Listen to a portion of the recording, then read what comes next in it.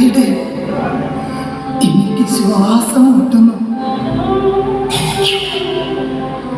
സങ്കടം കൊണ്ട് മുട്ടുമ്പോൾ എനിക്ക് കെട്ടിപ്പിടിച്ചിരിക്കാൻ തോന്നും.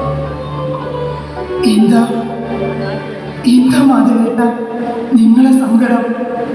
എന്റെ സങ്കടം തന്നെ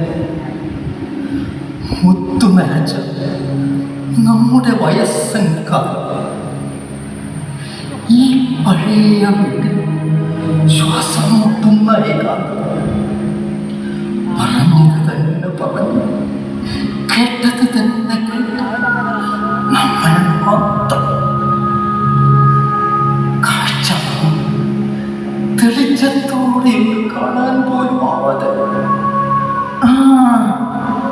അത് പറഞ്ഞപ്പോഴാ ഓർത്തത്, നമ്മൾ എന്തായിരുന്നു ഇത്രയും നേരം തെരഞ്ഞത്?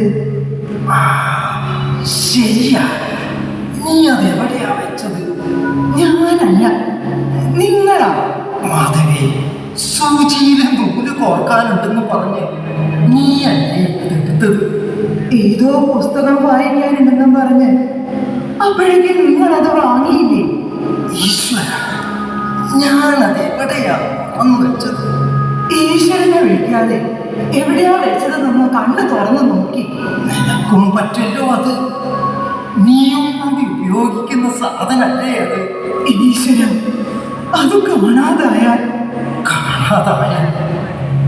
മഞ്ഞിനുള്ളിൽ കഴിയുന്നതും